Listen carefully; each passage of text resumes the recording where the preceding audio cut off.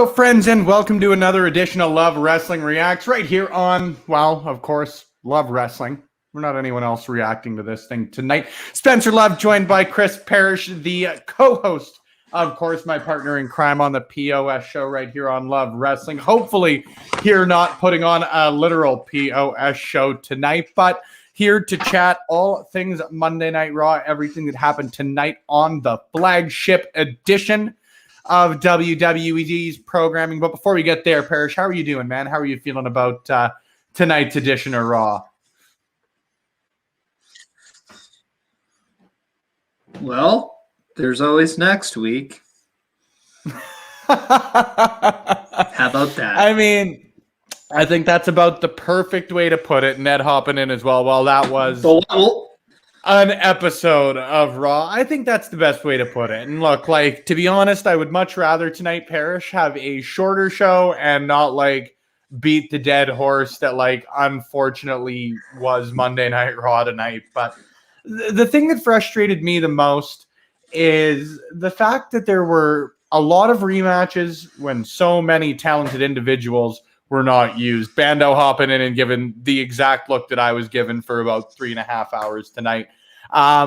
It's frustrating because, again, like I didn't really have an issue with a lot of the matches themselves. You're really always going to get a lot of solid in-ring matches. But it's frustrating to me that there's so many rematches, so many repeats, so many matches we've seen before again and again and again. When, like, you debut Mansoor 2 weeks ago, 3 weeks ago, and he hasn't been seen since then. Where was Damian Priest? Where's John Morrison? Where's Jinder Mahal, who returned again as well 3 weeks ago or so? It's just, it's incredibly frustrating for me that that seems to be the case more often than not, and especially when it seems to be the case more often than not, specifically relating to Raw. Right? Like SmackDown, you and I do the post show on that end often. And like, it's a good piece of wrestling programming.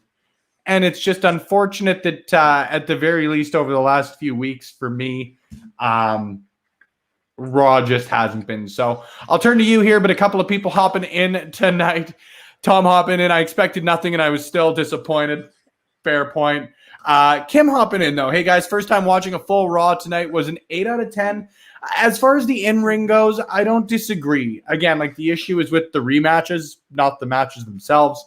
Ed hopping in with some handsome-looking emojis. And John hopping in, good to see you. I will take myself and Parrish over yourself and JB, but that's just personal bias. But you're bang on there. That's a can we go run-in with grammar, though? Because, like, the run-in by grammar, because it's not like we don't post our names on here, and my name only has one R, so yeah. Come on, spell my name right at least. Oh well, what can you do? It happens. But I take them as they play. Admittedly, I mean, you talked about all these guys not being on Raw, and then. Well, no, like you talked about all these guys being left off Raw, and it's like, well, why did we have like 100 people like saying, "Oh, I can't wait to be back in front of people"? And it's like, yeah, we get it.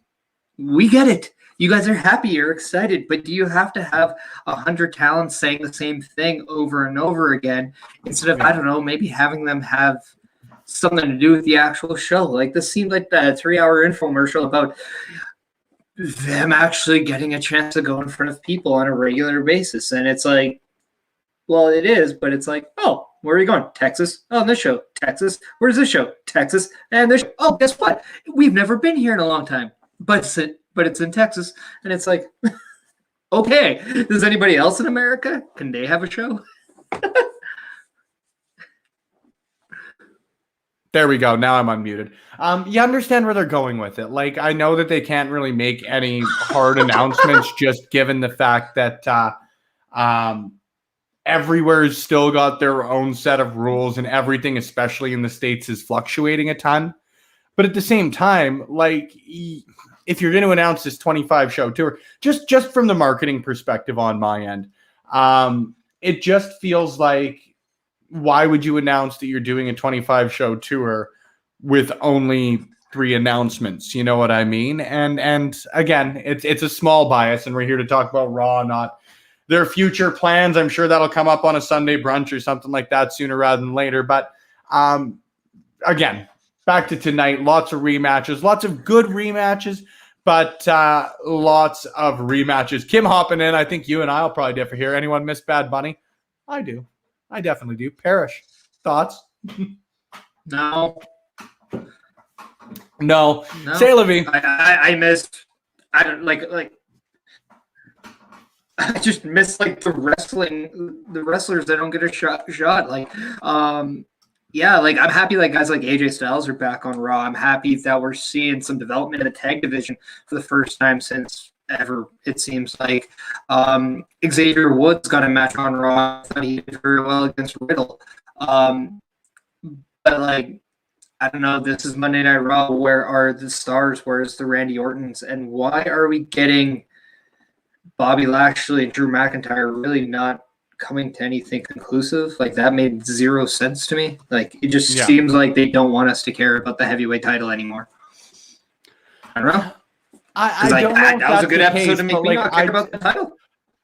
I just think that there again, like, it goes back to the rematch side of things. I don't think it's anything on, like, I don't even think it's anything about really the work they're doing. Like, I've got no issue with what Drew McIntyre is doing. Do I think he needs a change up? Yeah, I think that, you know, and again, you and I are beating a dead horse as far as it goes, but like, a draft would solve a lot of problems as far as that goes. I frankly, and I know you are too, are shocked that there just hasn't been one announced yet. But I'm certain that's coming sooner rather than later. I think they're going to have one in between Hell in a Cell and Money in the Bank. If I was a betting man, that's where I'd put my cash down.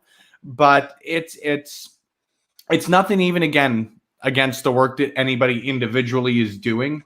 It's simply the fact that like these feuds have been going on for a lot of them for 4, 5, 6 months. Like Lashley and McIntyre was happening coming out of the Rumble. It had already happened prior to that. WrestleMania seemed like a pretty logical place to close that one off. And I love me some Drew McIntyre, but could there be that change up?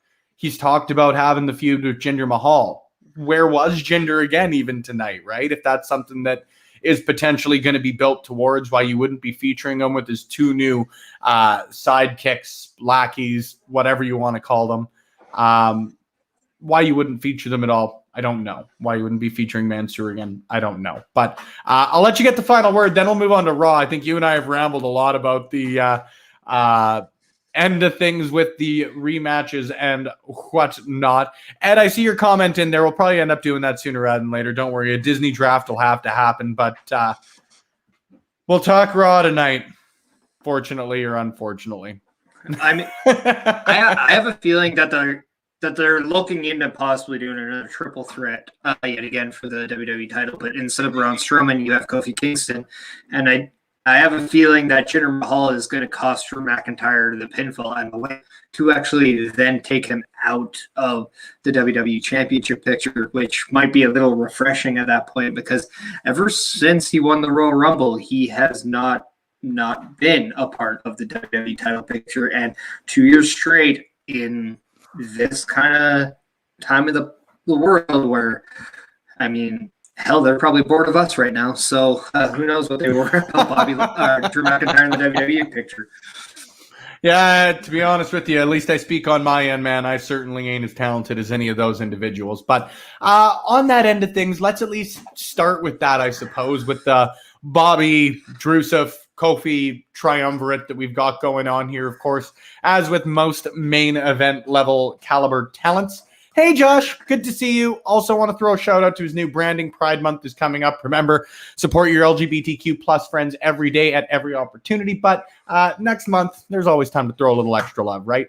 Back to Bobby Lashley, Drusev, and ye old Kofi Kingston. Lots of segments tonight. Bobby Lashley's ladies are officially a thing. To be honest with you, though, like, for lack of a better way to put it, there was a lot of really standard stuff for me tonight is, I guess, the best way to put it. And again, there was nothing really bad. I just think that I had, when you heard the same 3 people's music hit, and Kofi, I've got a lot less what's the word I'm looking for? Because I don't want it to be negative. I don't dislike Bobby or Drew, but like weariness, I guess, on when the same three people's music. Kofi because he's different. Like he's he's just coming back into it, and I think a lot of the WWE universe has wanted him back in the title scene for a while. Whether it's going to be a long stay or not, unfortunately, I don't think it's going to be. But Lashley, Kofi versus Drew was announced as one of the matches for tonight. Winner's going to be facing off with old Big Bad Bob at Hell in a Cell. And then there was a match in which 20 minutes were taken up, and all of that happened for no result to occur. So they're going to be running this match back next week, which is nice. At least we've got time to prepare for our rematch and get organized on that end of things. Wasn't a bad match by any means. But like, even on Bobby's end, why would you feel the need to interfere if you could, like, as WWE usually does, usually these end up being triple threats, like you said, Parrish, when you've got the two competitors facing off and you get the interference. Frustrating for me. I would assume the logic of Bobby Lashley was that Drew McIntyre interfered in his match last week, so he wanted to return the favor to McIntyre. But at the same time, it's like, well, do you want to piss two guys off that could take your title, or do you want to just deal with one? And it just, like, I don't know, like, but at the same time, like you said, like, there just seems to be no creative direction. It seems like with this this picture, and because of that, it's just lacking. Seems like they're stalling for a draft. It seems like they're stalling for a draft. I have no problem with them bringing in somebody completely different in the title picture, but I want it to be believable against the likes of Bobby Lashley and Drew McIntyre. Nothing against Kofi, but yeah, if I'm suspending my disbelief in a fight, you got to do better than when you swing for a punch, you actually hit the guy, not when you go over his head, Kofi. Like, this is not something I'm going to believe in you about if you're just throwing pointless haymakers and not even coming close and acting like they're a big deal. This is just floppy and choppy, and it's not even fun to watch. Yeah. Well, and Josh throwing in the comments, we've got a little bit of Robo Parish going on, and then he threw a tag struggle pun, which is nice. We've made it to Australia as far as you and Maniac go. But say, Levy, what do we have against good internet? Well, what does the WWE have against clean finishes is probably a more important program or problem to be answering, to be honest with you. It's again, more of the same, and that's why I'm a little perturbed by it, to say the least. I'm just slightly perturbed by the rematches, for lack of a better way to put it. After we get the opening segment from Bobby and Drew and Kofi, we get Braun cutting his promo about being a conductor of destruction. There's no need for me to go into any of these like specific we're back on the road promos. To be honest with you, though, I just think that Braun calling himself a conductor of destruction probably saved his entire train run for me, because that's the funniest phrase I've ever heard, to be honest with you.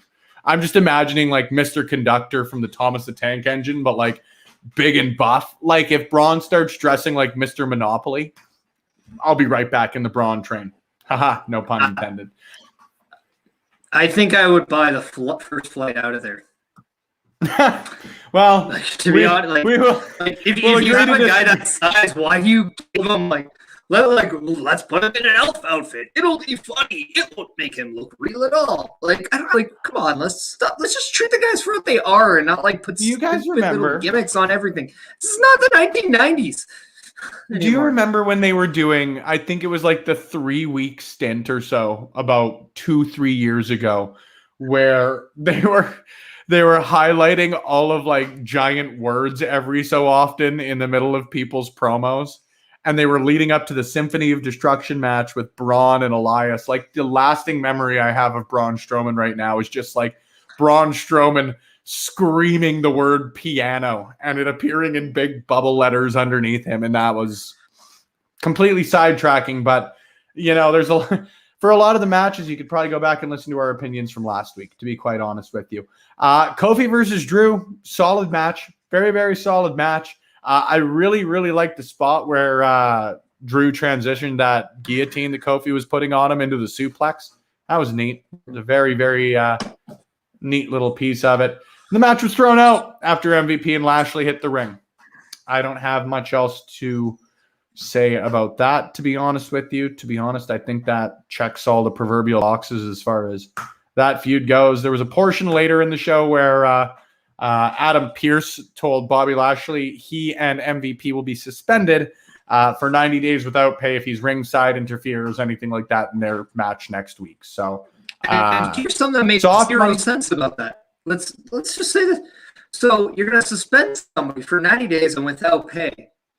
Well, isn't it a thing in WWE world where if you don't defend your title in 30 days, you get stripped of the title? So now all of a sudden these guys have 90 days where they don't have to do anything?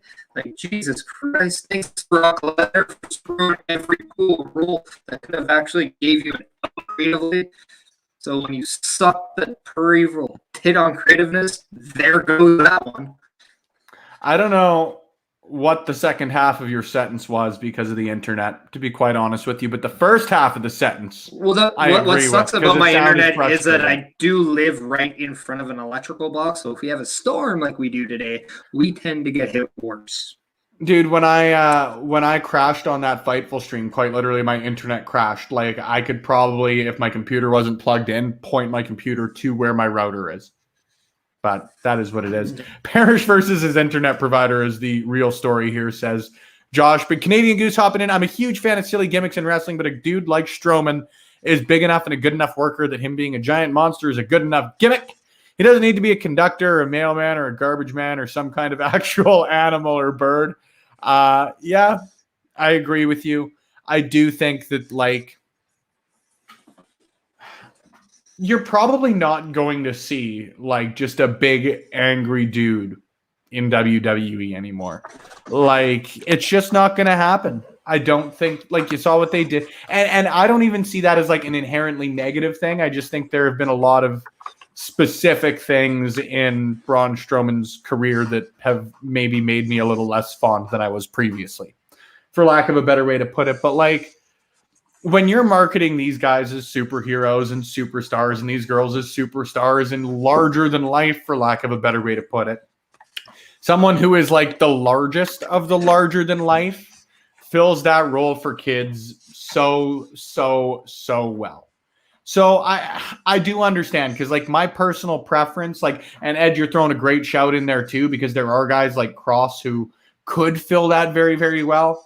But Braun could also still fill that very, very well. I also do have a lot of time for the logic behind where they go with big guys every so often, despite it, again, like, I can't say it's my preference as I'm a big fan of a meat slapping fest, as a few people I know like to put it. So it is what it is. I'm not going to complain there.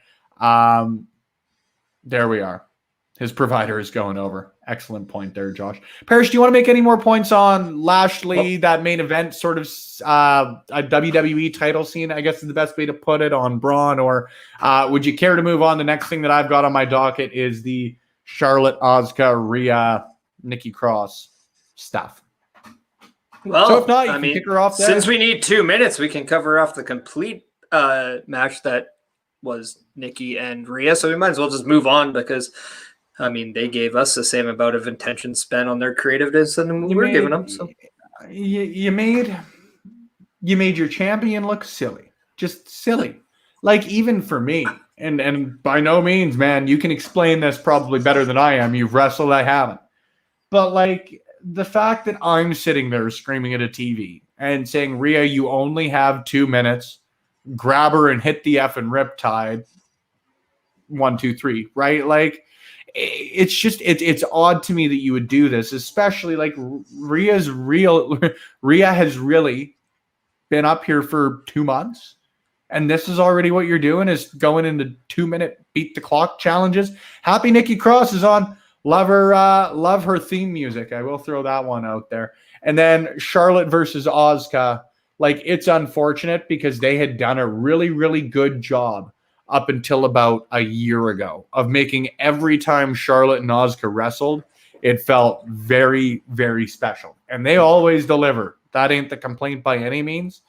But I think they've wrestled now, and I'm trying to remember what the exact one, and I can't remember who the tweet was, but they've wrestled something like 9 times overall in their time on the main roster, and 6 of them have been since January. What I don't get with this whole process is why? I don't know why, but by the way, you made the hot comeback. You're going over your internet service provider right now. We can see every pixel of your handsome face and every pixel. It might be because it's the way I move it, because I just swivel 360 around. Yeah, no, that's bad. Internet 360 said I just cut you off. Sorry, I don't know. I tried to make something says, "Whoops." Who cares? But I tried. Sorry, watching 3 hours. Don't worry, I don't know. I deserve that. I didn't. Whatever. But here's what I don't get. Last week we saw Asuka pin Charlotte, correct? We did see Asuka pin Charlotte last week. I know you're. And Asuka, what she got in return was a match against Charlotte. But Charlotte pins Asuka, and she gets a championship match. What? And here's again the issue. So you go the step further with it, and all that needs to happen, and even if it happens, beat the champion. What did she get? She ran around celebrating, and like in the nicest way possible. I love Nikki Cross. Like, she got nothing outside of like a feel good moment.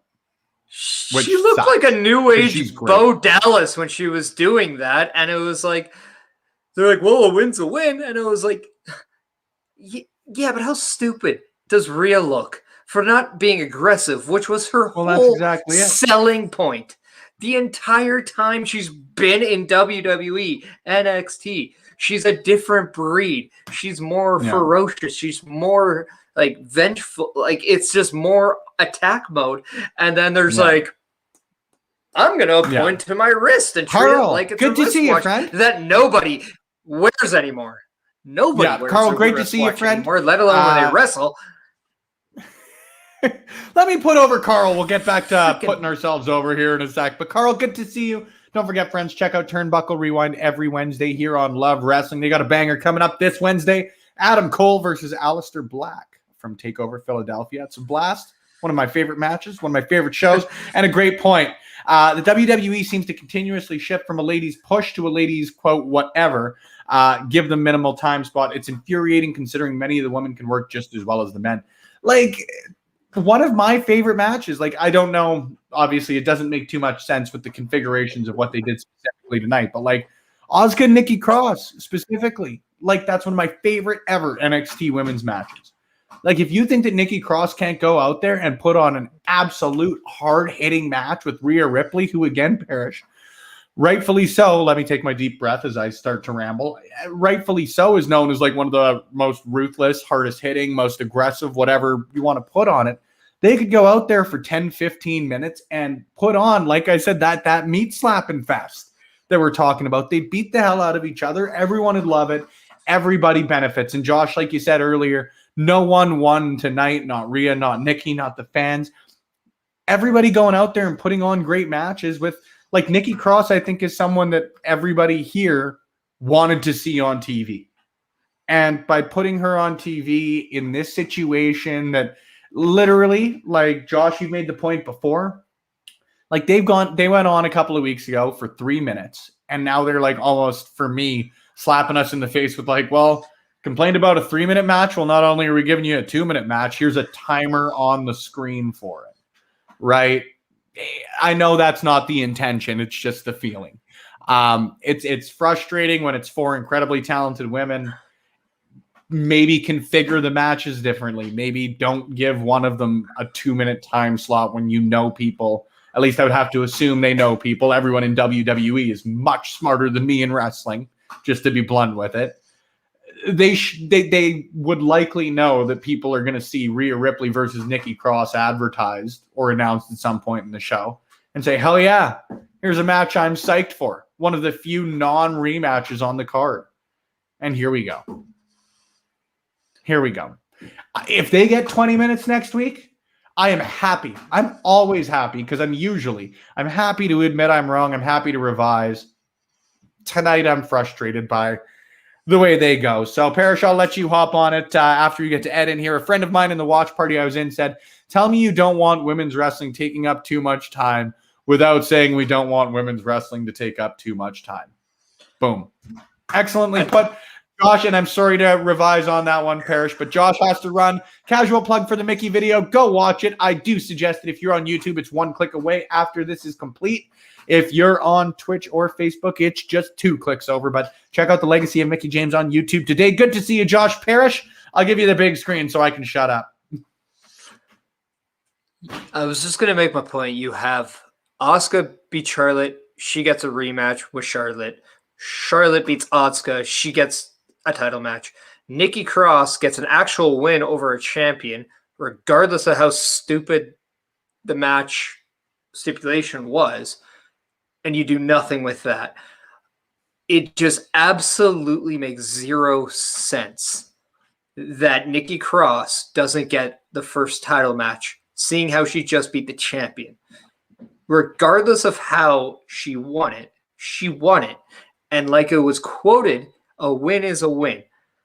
So it just means that this is just a way to get Charlotte back in the title picture.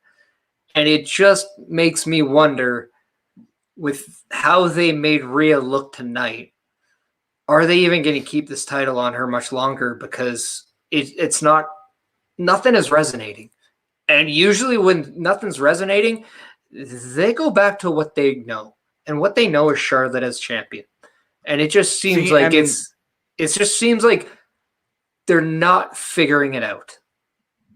My thought there, because I do agree with you in a sense, like, there have been some things, for me, the biggest sort of misstep, I suppose, when Rhea came up within her first 3 weeks, she sort of flip-flopped a little bit. Wasn't even tweener. Like, 1 week she played a complete face when she came out and challenged Asuka right off the bat. The next week she tagged with her, completely screwed Asuka, and then Asuka screwed her and made Rhea look like the baby face the next week. Like, it was a very odd start for someone that I'm still really excited she's here. You can never get me wrong there. I love me some Rhea Ripley. But you're bang on, Parrish. Like, she lost the night to Nikki Cross. She should be wrestling Nikki Cross. It is odd to me that they're this transparent with Charlotte Flair being in there. But to get back to it, my thought is that Rhea's going to lose it to Charlotte at Hell in a Cell. Money in the Bank's the next pay-per-view, and I assume because Money in the Bank is in July, the next pay-per-view after that'll be SummerSlam. And if it's not, then it'll be within the next 2. I think Rhea's going to beat Charlotte for it at SummerSlam. However they get there, I don't know, but to win a title, you got to lose a title, right? So I think that's going to happen. When is Hell in a Cell? 2 weeks, 3 weeks, whenever it is. Check out the POS show whenever we've got it next. Well, here's the question. Can it come fast enough, or do we want it to come fast enough? Because if this is the build to this, oh dear. See, honestly, and that's fair. I don't dislike, though. I do prefer Hell in a Cell being put here. Like, if it's going to be an annual staple pay-per-view, which take that for what it's worth. But if that's what they're going to do with it, then I'd much rather have it here when, okay, if there are feuds that are burning out from WrestleMania still, where you need to have that big blow-off match, this makes a little bit more sense than immediately after SummerSlam. And I think SummerSlam's like still a big event where you can build those big feuds, but it just seems a little rushed at that point sometimes. Whereas for me, this is a little long even, but you're still burning off the biggest feuds of the year from the biggest show of the year. I understand where they come from. Ed, thanks for hopping in. June 20th, Father's Day in the States. That's right, because Dominic Mysterio is turning. That's a very correct statement.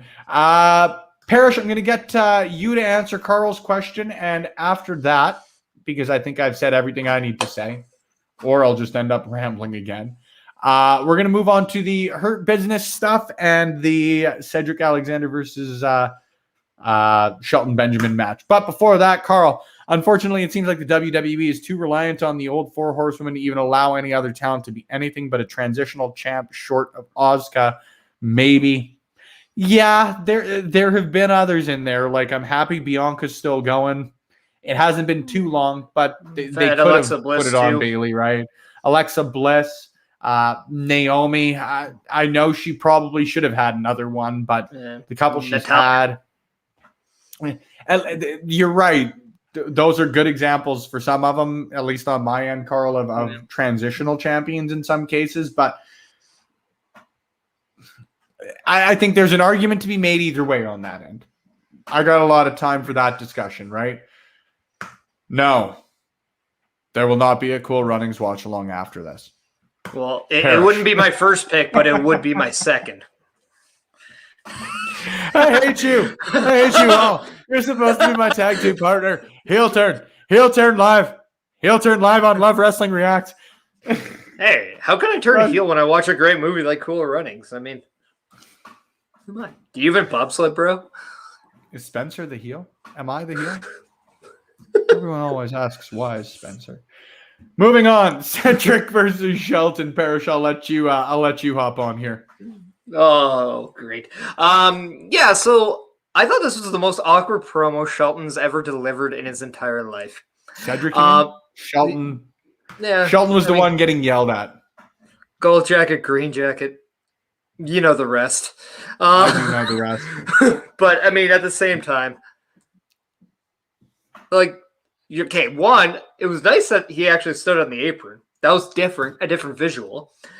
However, that was the only nice thing about this promo, because he sounded more raspy than you possibly could imagine. Like, even that old singer from I forget the thing, but the Lips of an Angel guy. No, Hinder, the old Hinder singer. You're giving me a Hinder? Oh man, that's face. Even his voice wasn't as raspy as Cedric Alexander's during that. I got a lot of time for Hinder. Choose your next words carefully. I got a lot of time. His singer is better, but yeah, I won't disagree. But with that being said, speaking of Hinder, if we're gonna be shouting out bands from the late '80s, who we don't hinder is Jinder.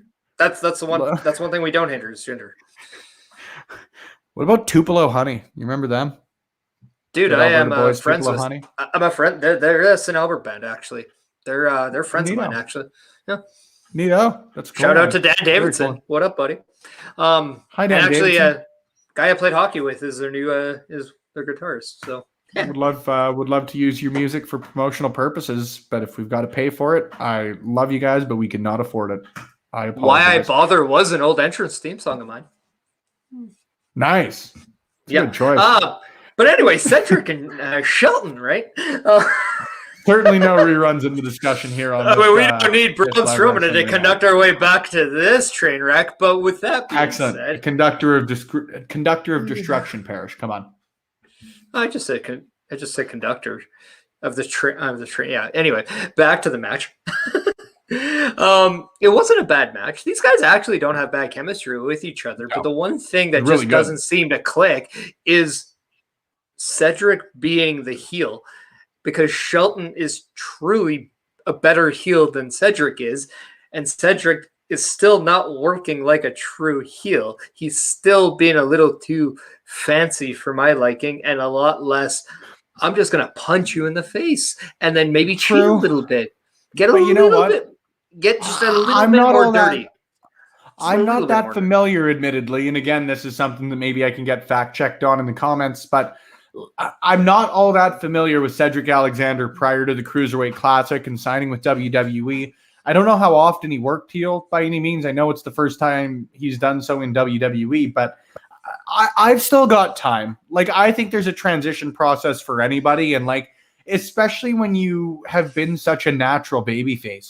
Like, that guy, again, my first introduction to him is him losing a match and getting please sign Cedric chants, right? So I've always perceived him as like, maybe not to the level, just because I've got my personal love and my personal bias for guys like Johnny Gargano and Sami Zayn and these unturnable people that I talk about fairly often. Cedric was almost in that category for me, and I've got a lot of time still for where he's going with it. is it hitting all cylinders yet? Not particularly for me, but again, like I think a lot of that is just he's so fresh into it and he's so good at the other end of it that maybe it is just a bit of a transition period rather than just like, I guess, a sharp right turn. You know what I mean? And then that's exactly it, Goose. It is hard not to cheer for a guy who goes out there and dazzles you with cool moves. So that's where I think Parrish is bang on, and that, like, well, again, you guys can speak better to it than I can, but toning it down is a shitty way to put it, but that might be maybe what's needed to click a little bit because he is still doing a lot of real cool stuff. It also shows that maybe you pulled the plug on this tag team too quick as well, because these guys were gelling together to the point where I think that's inarguable. Shelton was doing a good job of helping him make that transition, to the point that by pulling him too quick, you kind of rushed to the main. You rushed to where you wanted to go before you let it breathe a little bit. And it was just like, man, they could have had some more substance had a draft came and they got moved to a SmackDown and had a different scenery and worked with an Usos, worked with the Street Profits, worked with more established tag teams that could have helped them in that faucet. But, you know, it's just Raw just seems to be a toxic wasteland for good product right now. Yeah. I don't know. I really couldn't tell you either there, because like you're bang on, and like, hey Ryan, good to see you, friend. Thank you for hopping in again. It's appreciated. It's pretty inarguable to me, to me, that the Hurt Business shouldn't have broke up. Like they just shouldn't have. They were too good. I was too entertained.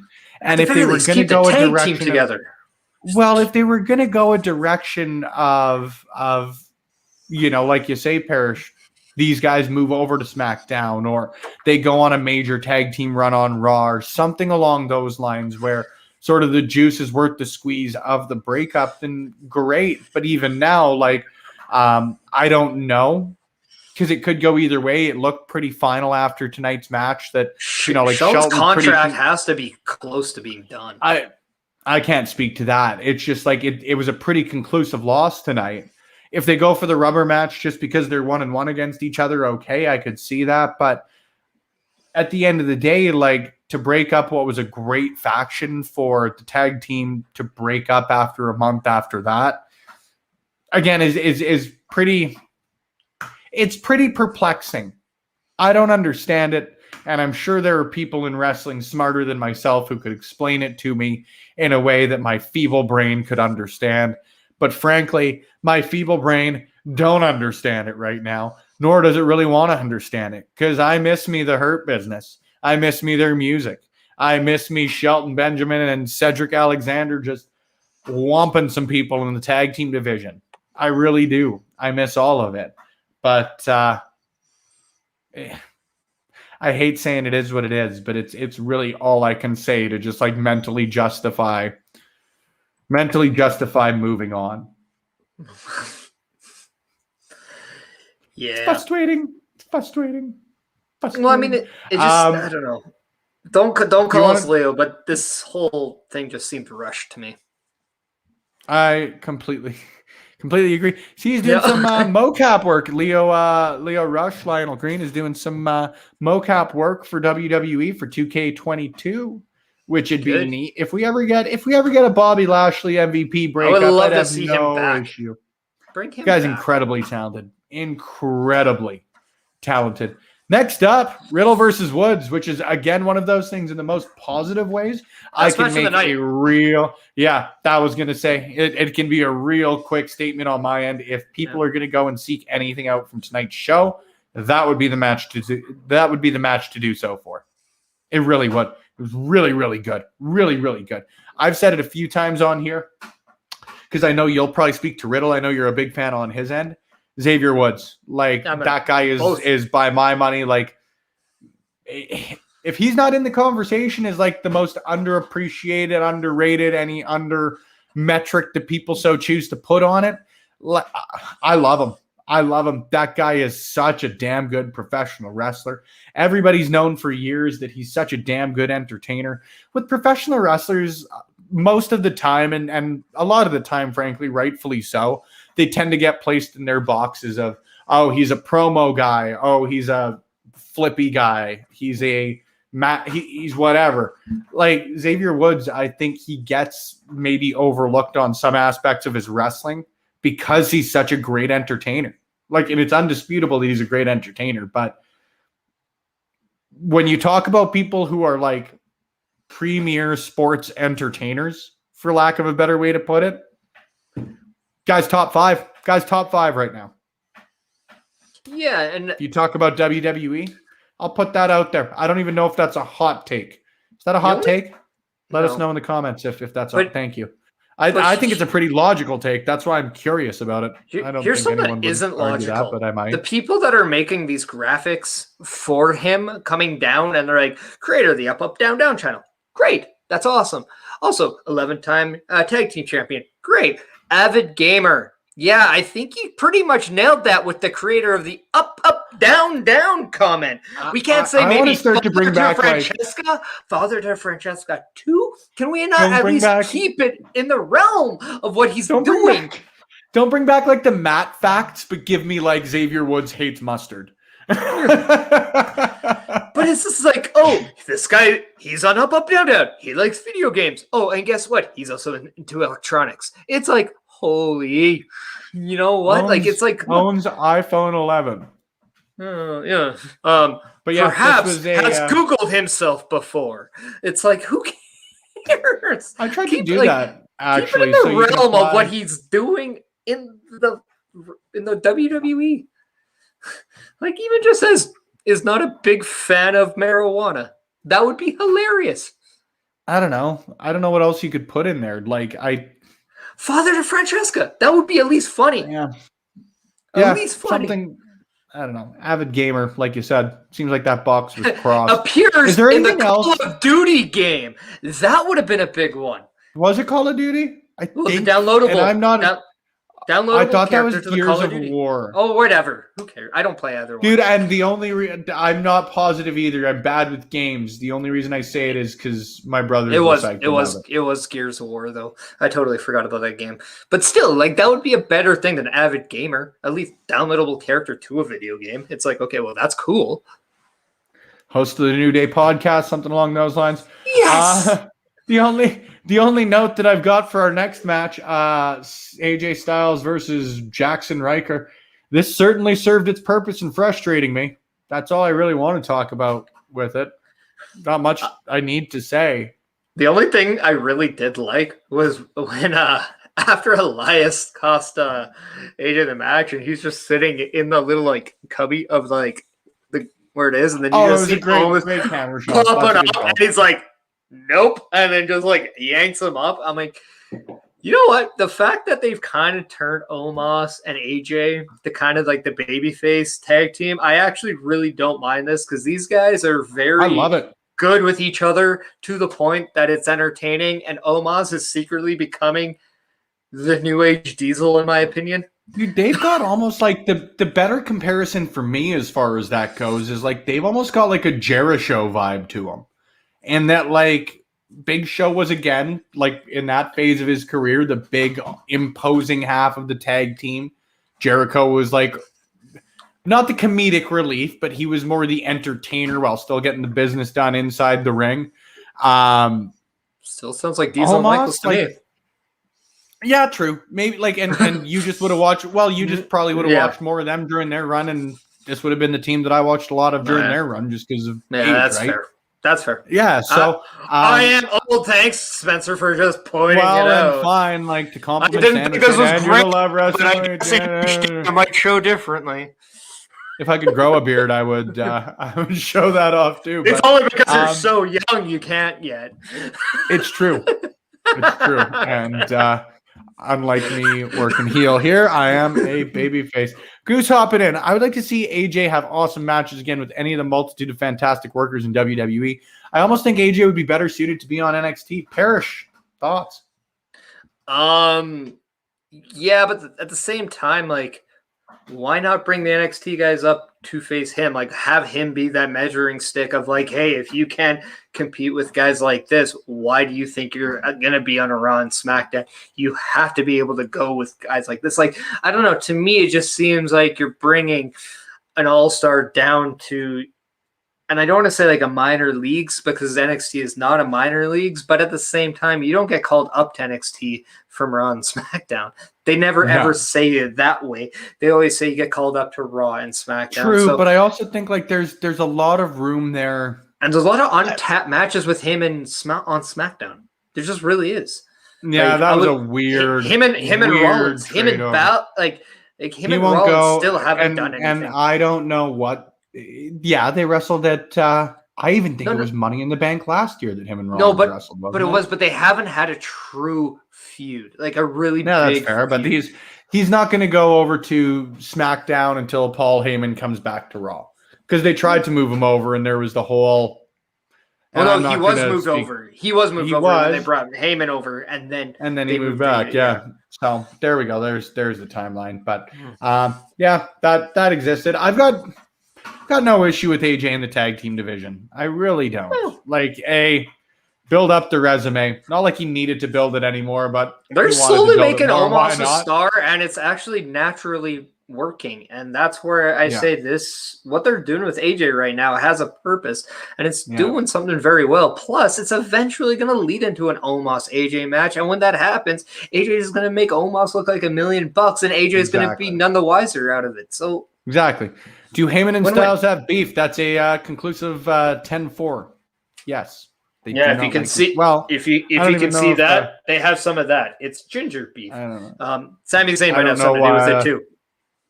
I don't know. I just happen to be eating beef for dinner, so I thought it was ironic. Yeah, no need for me to talk about Styles Riker. No need, to be honest, to talk about Sheamus and Carrillo. They wrestled again. They did that. Ricochet made the post-match save. I actually liked the aftermath to that. I thought that put a lot of onus on the importance of the United States Championship. I thought for the first time this whole night, they actually made a singles championship mean something. Yeah, like multiple guys are vying for an opportunity to beat up the champion. I'm gonna try and give this. I'm gonna give this as much of a compliment sandwich as I can. Everyone involved in this feud, as far as those three gentlemen go, are exceedingly talented professional wrestlers, and especially in Sheamus's case, love him. That guy, by my money, is a first ballot Hall of Famer. There are not two people more, I don't think, in WWE that whether you blame it on the wrestlers, the booking, the whatever, the management, Vincent Kennedy McMahon, frick the sky color that day, I don't know, whatever you choose to blame it on. There have not been two people in the last few years that I have given less of a toss about than Ricochet and Humberto Carrillo. Really. True. But the last two showings they both had against Sheamus out before tonight have been some of their most impressive, aggressive performances to date. Yeah. And it really seems like they're taking a different turn. So it's gonna it'll take a lot for me. All of the retribution stuff and the millions of matches the Ricochet worked against them. And then I don't know. I really can't explain it. I don't want to beat up on somebody because I like to be positive about things. And it's frankly, when I've never wrestled, it just always feels pretty disingenuous of me to beat up on professional wrestlers outside of my personal opinion. But I just do not. It's going to take a lot. It's going to need to take a lot for me to have some interest again. Here's something that I think might actually turn this frown upside down. We are very close to the performers being in front of audience.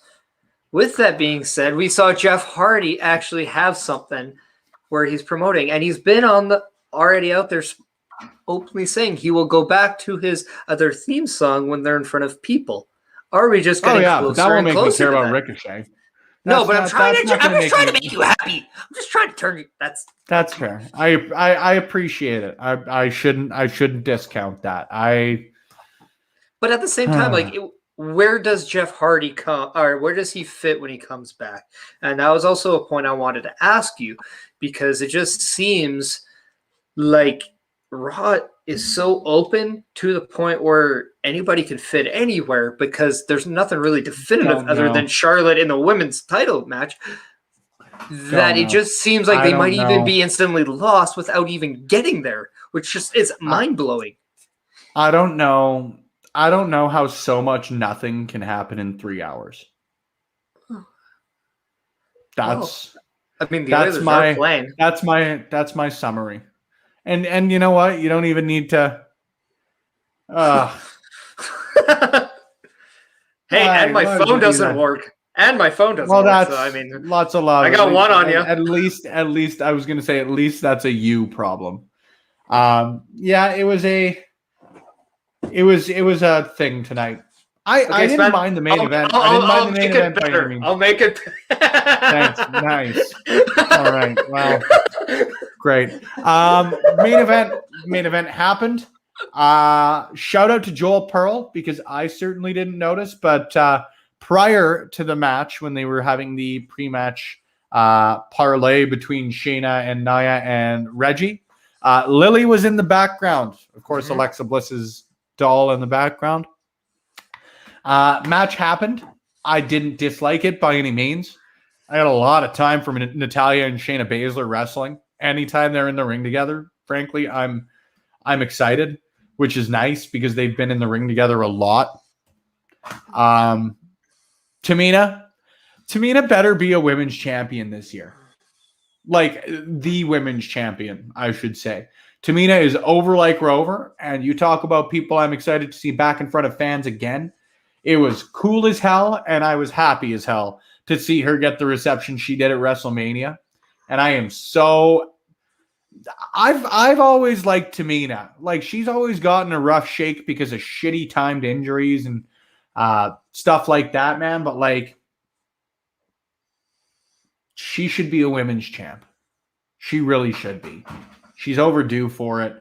Seeing her in all of the backstage WWE exclusives and the social media bits that they put out and all of that, like, that's again where, you know, people talk about kayfabe being dead and all of that sort of stuff. I understand why people would not like it in the purely like watching pro wrestling sense. I understand where it comes from.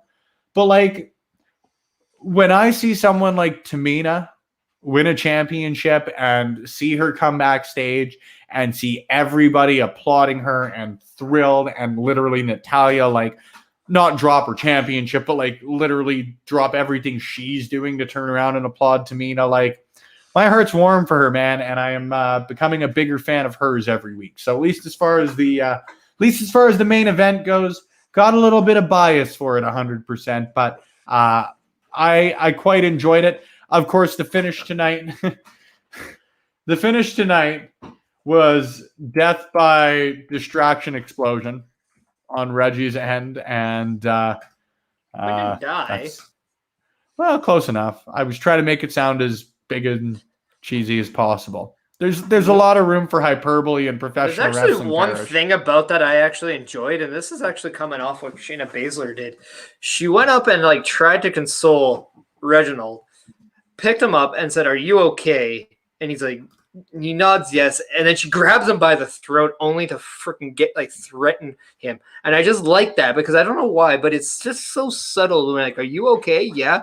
"Then listen to what I'm about to tell you and listen good. If you get in my way one more time, I'm going to kill you. And next week it's going to be you and I am going to kill you." And it's just Shayna one Baszler of those things. Is great. She is great. She saved that whole thing by that 10 seconds right there. In my opinion, she saved it right there just with that because she made it make sense like that. And I thank you, Shayna, for at least making something worthwhile. See, Goose, and I get where you come from with this comment. Better get hyped for that Reggie versus Shayna match next week. No hate on them, but you never saw Raw in 97 close a show by hyping a match with Luna and Jim Cornette. You also saw Goldust getting ball gagged on TV, so I think there's a lot of room on both ends of things for criticism. But yeah, you really haven't watched Raw until. The thing for me, and I know he's unproven, so I'm even saying this with a bit of a grain of salt. Reggie's shown that he's like an athletic, ass dude. And if he gets in there with someone like a Shayna Baszler, not that he's had like a full-on fight, I suppose, when he's had his matches against Sasha or anything like that. But if Reggie and Shayna go out there and have a wrestling match, it could be really good. And there aren't a lot of men or women who bring like the sense of, I hate the phrase so much because I just feel so frankly wrong saying it as a non-wrestler, but like the legitimacy, quote unquote. Shayna's just got it. She's got it in spades because I want to make the pun fully intended. And her going up against Reggie, even though Reggie is like, he's not an Ellsworth by any means. He's a reasonably well-built dude. He's athletic. He could feasibly wrestle a match, right? I'm excited for it. I am excited. Yeah, Reggie's a former Cirque du Soleil performer. That's a true fact. He's not just the Cirque du Soleil sommelier, which is a great nickname, but it's not just a nickname.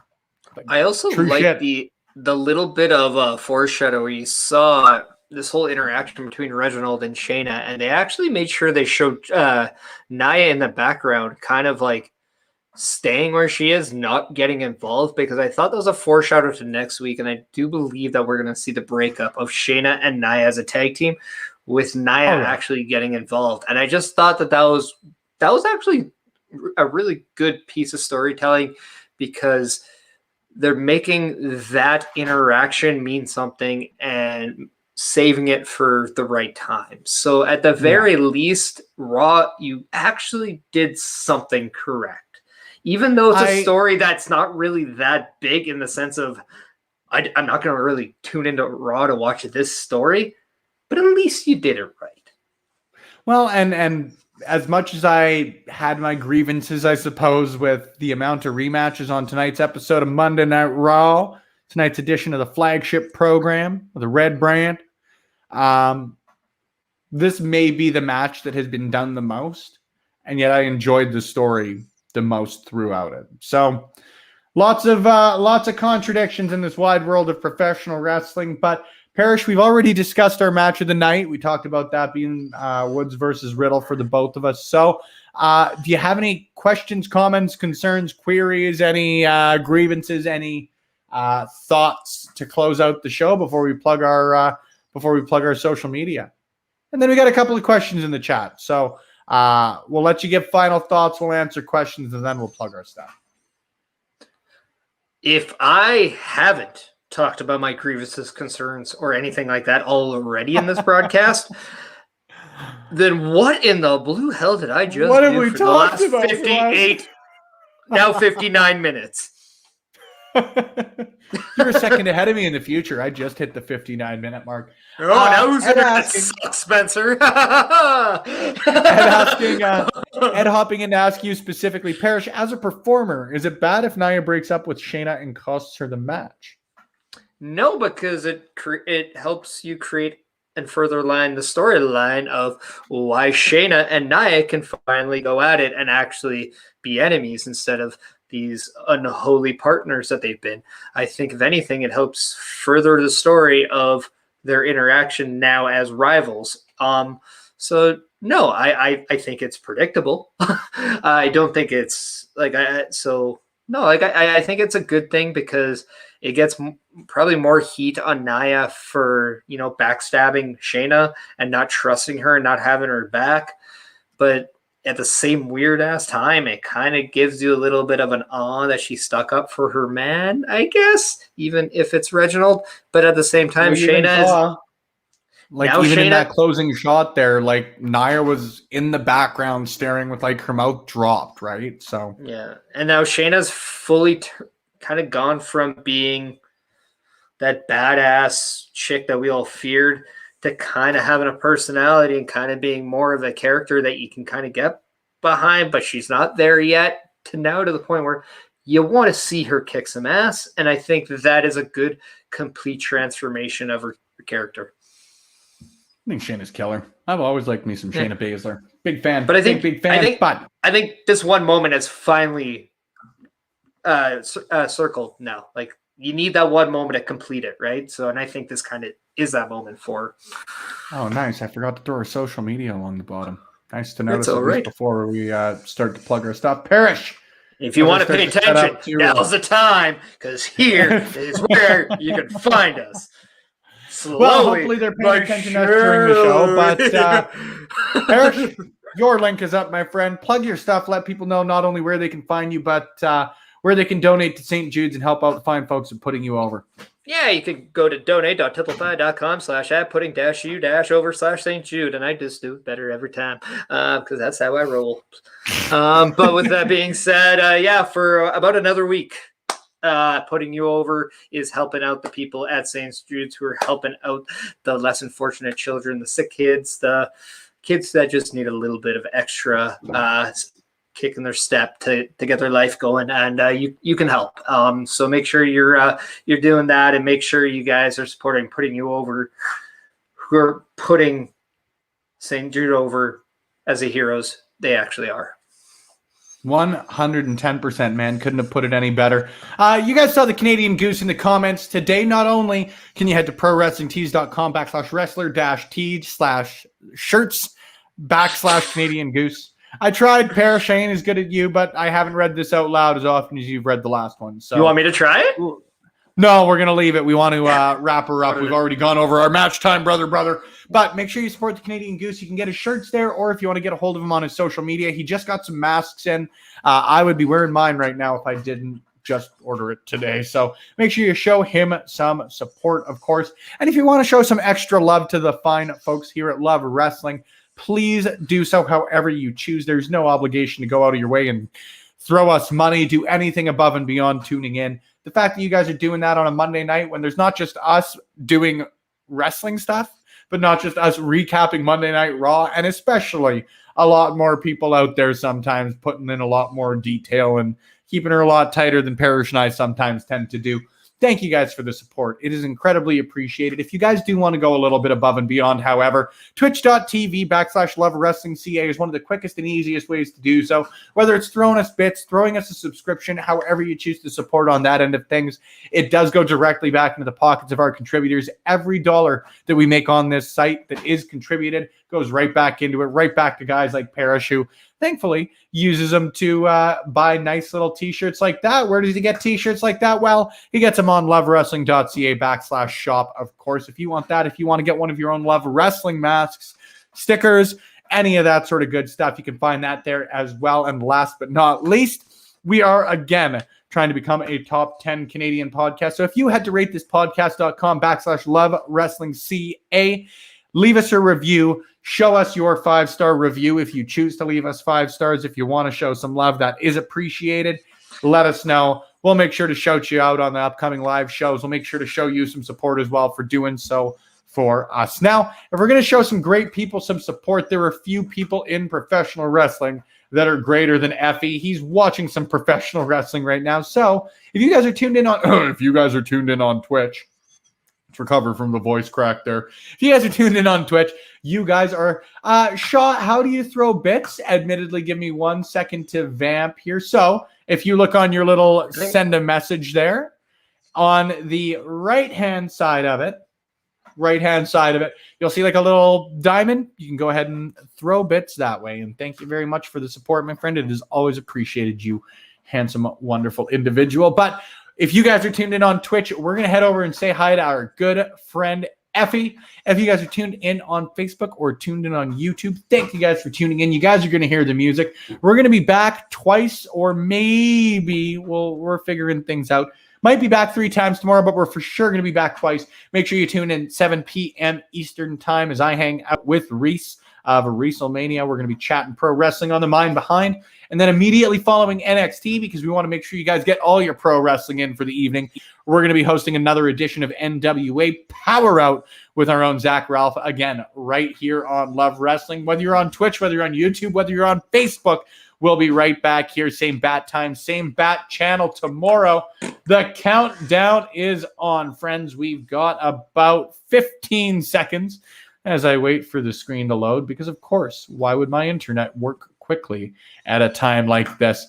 We've got the screen going, my friends. The raid is commencing in 6 seconds. So for my good friend Parrish, for the handsome gentleman on the right there, thank you guys for tuning into another edition of Love Wrestling Reacts.